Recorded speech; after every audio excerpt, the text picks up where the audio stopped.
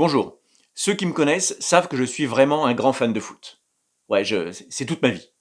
Et du coup, comme je vais bientôt assister à un match France-Italie, eh bien, j'ai décidé d'avoir un peu de vocabulaire de base quand même pour pouvoir échanger avec nos amis italiens. Parce que le foot, c'est une chose, mais rien ne vaut ces moments d'échange qu'on peut avoir avant, pendant et après un match. Ça, c'est fondamental.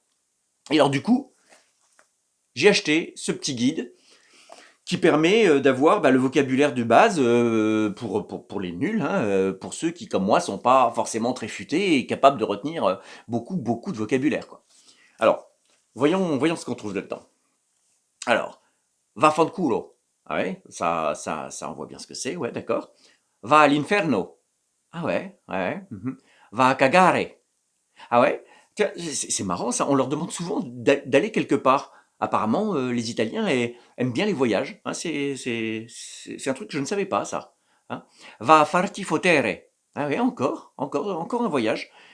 Stronzo. Ah, on change un peu de registre, ah oui, parce que quand même les voyages c'est sympa, mais il n'y a pas que ça. Quand on discute avec des Italiens, on ne peut pas parler non plus que de leurs dernières vacances, quoi, c'est pas fondamental.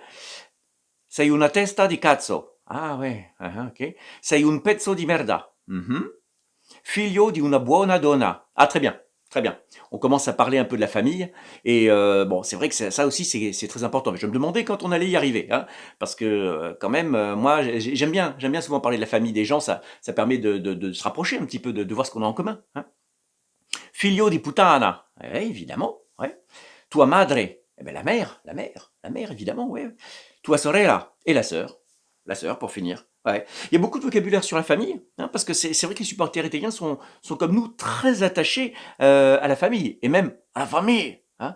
Et d'ailleurs, j'ai l'impression qu'ils sont plus attachés, comme nous, aux membres féminins de la famille, hein. Bizarrement, on parle un peu moins du père et du frère. Sans doute une question de pudeur, de réserve, je ne sais pas. Bon, en tout cas, ça m'a l'air suffisant, hein, je vois pas pourquoi je lirais le reste, hein. C'est vraiment le minimum à avoir avant d'assister à un match. Euh, et puis, si jamais il manque du vocabulaire, je pourrais toujours demander à un Italien, come si dice in italiano, gros bâtard, per favore. Voilà. Et normalement, si avec ça, ça marche pas, du coup, franchement, c'est que les Italiens font pas trop d'efforts non plus pour nous comprendre à ce moment-là, hein. Bon, allez, moi, normalement, avec ça, j'ai le vocabulaire de base, hein.